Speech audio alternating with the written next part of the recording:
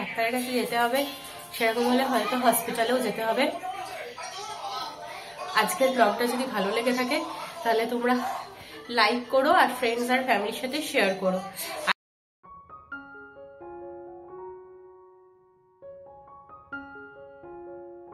Good morning friends, তোমরা সবাই কেমন আছো? আশা করি সবাই খুব ভালো আছো, আমরাও খুব ভালো আছি। এখন বাজে সকাল 8টা, এখন থেকে এই ব্লগটা শুরু করছি। চা বানিয়ে ফেলেছি, চা খাবো, চা খেতে খেতে তারপরে বাকি সব কাজ করব। আজকে ভালোই ঠান্ডা পড়েছে, তো দরজাটা বারবার দরজাটা দিয়ে রাখতে হচ্ছে, খুব মানে একটা কনকনে ঠান্ডা হাওয়া ঢুকছে। আর এই যে রাতুল বসে গেছে চা খেতে। গুড মর্নিং বলে দাও সবাইকে। Morning everyone. চলো চাটা খেয়ে তারপরে কথা হবে।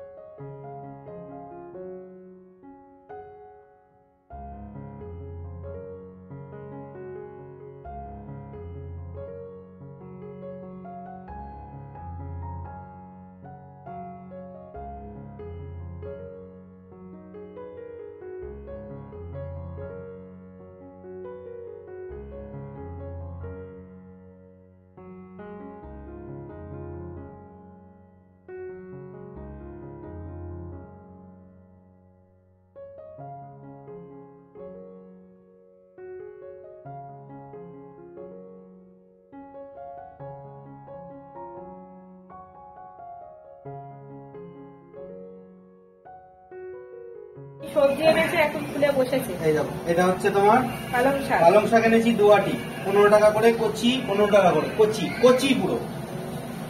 এর মধ্যেই থাকবে কি? হ্যাঁ হ্যাঁ হ্যাঁ, এটা তো আজকে রান্না নিশ্চয়ই হবে না, কালকে সকালে। কচি পালং শাক।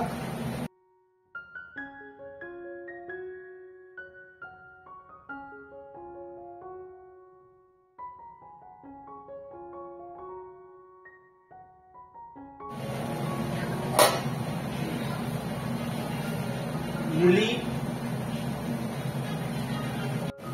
500 শিম। এটা হলো লঙ্কা 200 গ্রাম। ঝালটা এনেছে তো? ঝালটা ছিল না, বললে এটা ঝাল হবে। এটা হচ্ছে ধনেপাতা। ঝালটা ছিল না, ঝাল হবে মানে? বললে যেটা আছে এটা ঝাল হবে। আর এই 500 কড়াইশুঁটি, 60 টাকা করে কিলো, 30 টাকা।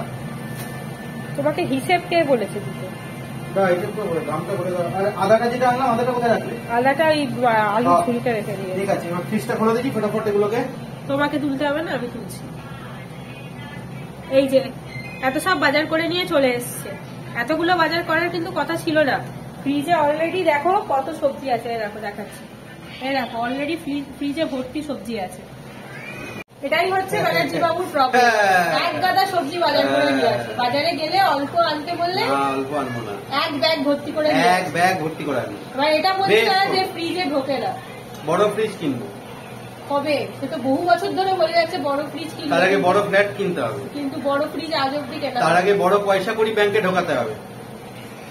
এটা হচ্ছে চেন রিঅ্যাকশন, চেন ওয়াইজ হবে। প্রচুর একটা কথা বললে 5টা কথার উত্তর দেবে। চলো আমি সবজি টবজি তুলে নিই, রান্নাটা তো আখেরে আমাকেই করতে হবে টাইমে, তারপরে কথা হচ্ছে। মারা চলে এসছে, চলে আসো। এই দেখো আরেকজন হচ্ছে এক্সাইটেড হয়ে বেরিয়ে গেছে। দেখাও দেখাও বাইরে পুরোটাই তো দেখাচ্ছি। এই যে মারা চলে এসছে, কুট্টু চলে এসছে, দাঁড়াও দাঁড়াও দাঁড়াও। আর এই যে নাচনটা দেখো, এই দেখো এই ছোটটার নাচনটা দেখো। সহ্য করেছে, একটু কাঁদেনি। একটু কাঁদেনি, কাঁদলে আর কি করবে? তুই বকবি? ও সারা কি ব্যাপার? তুই ছোট ইয়ে ভাবছো, তুই ছোট, ওকে ছোট জিনিস পড়াও কেন? ওইটা ওরই ছিল, ছোট হয়ে গেছে তো মাছটা। আরে দেখ না কোথায় তুলেছে, দেখ। তুলবে, নাক তো ঢাকবে। এখন মাস্ক নিয়ে চলছে, ও ছোট মাস্ক কেন পড়েছে। চলো ওদের একটু জল টল দিই, তারপর কথা হচ্ছে। সবজি আর ডাল রান্না হয়ে গেছে, আর এই যে মা এখানে মাছটা রান্না করছে। মাছটা খুব ফাটছে বলে এই যে এখানে ঢাকা দিয়ে রান্না চলছে, আর এখানে ভাত হচ্ছে। শীতকালে একটু দেরি করে ভাত বসানো হয়, ঠান্ডা যাতে না হয়ে যায়। আর বাকি সব রান্না বান্না হয়ে গেছে, সব রান্না কমপ্লিট। এখানে সব ঢাকা দিয়ে রাখা আছে, আর বাকি রান্নাগুলো চলছে। এখন যাব চান করতে, চান করে তারপরে লাঞ্চ করতে বসবো সবাই মিলে একসাথে। Good morning friends.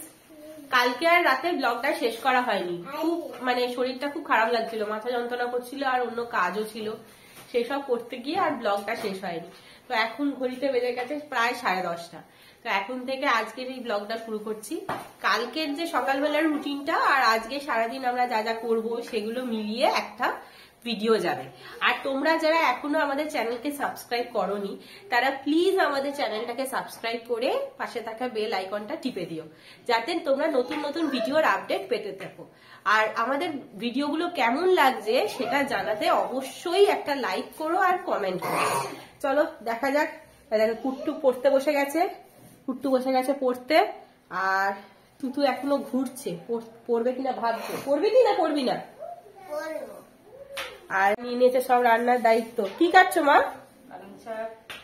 পালং শাক হবে আজকে, আর লাউ হবে, আর কি কি হবে সেগুলো সব তোমরা আস্তে আস্তে দেখতে পাবে।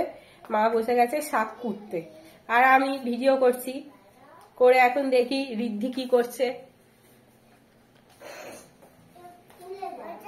তুমি কি করছো? গুড মর্নিং বলে দাও বন্ধুদের, ভালো করে বলো। বলে গুড মর্নিং বন্ধুরা, বলো। ও বলে দিয়েছে গুড মর্নিং বন্ধুরা। চলো তাহলে আস্তে আস্তে কাজগুলো ছাড়তে ছাড়তে কথা হবে। এখন কিছু কাজ বাকি আছে, সেগুলো সব আস্তে আস্তে শুরু করি। বেড়াতে যাওয়ার ট্রলি বেরিয়ে গেছে, এই যে একটা বড় আর একটা ছোট, দুটো বেরিয়ে গেছে। আবার বেড়াতে যাওয়ার জন্য আমরা তৈরি হচ্ছি। শীতকাল পড়লেই শুধু মনে হয় কোথাও ঘুরতে যাই, কোথাও ঘুরতে যাই। এই যে আবার ট্রলি বেরিয়ে পড়েছে, এবার প্যাকিং শুরু হবে। প্যাকিং করে আবার আমরা যাবো। কোথায় বেড়াতে যাচ্ছি, কি কি প্যাকিং করলাম সব আস্তে আস্তে জানতে পারবে, সব দেখতে পারবে, সবকিছু শেয়ার করবো তোমাদের সাথে। আর চলো এখন একটু ছাদে যাবো, ঘরে খুব ঠান্ডা লাগছে, ছাদে একটু রোদে যাবো সবাইকে মিলে। ছাদে গিয়ে কথা হবে। চলে এসেছি ছাদে, ছাদে রোদে বেশ ভালোই লাগছে। আর এই যে এরা করছে খেলা, আর নিচটা এত ঠান্ডা ঠান্ডা লাগে, তাই জন্য একটু বেলার দিকে একটু ছাদে এলে ভালো লাগে।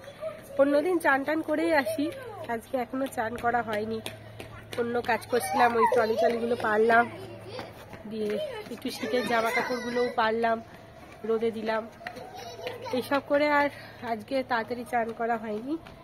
আর রান্না তো আজকে মা করছে, সেই জন্য বাকি কাজগুলো করতে পারলাম। ঘর একটু অপরিষ্কার হয়েছিল, ঘরগুলো পরিষ্কার করলাম। এইসব করতে করতেই সকালের দিনটা কেটে যায়।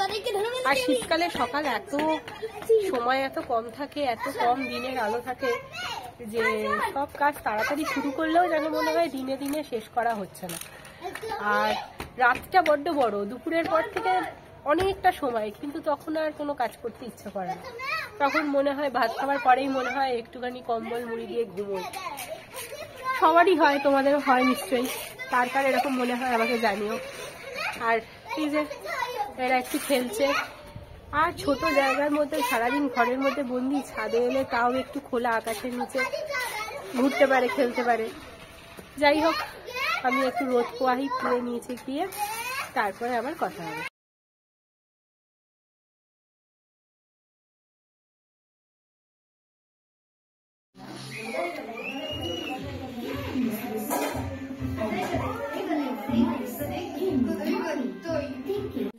সবাই মিলে রেডি হয়ে একটু বেরোচ্ছি, বাজারে যাচ্ছি।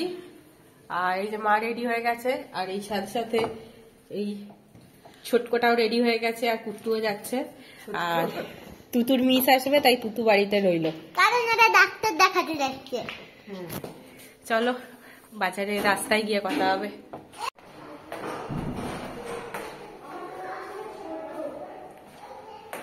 এখন নিচে নামছি তাড়াতাড়ি করে, ওরা নিচে নেমে গেছে।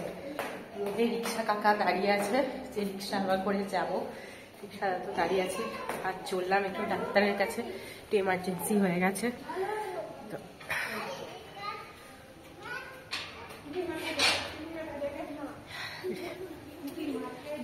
চলো গ্যারেজের আলো জ্বালাইনি কেউ, গ্যারেজের আলোগুলো জ্বালিয়ে দিই।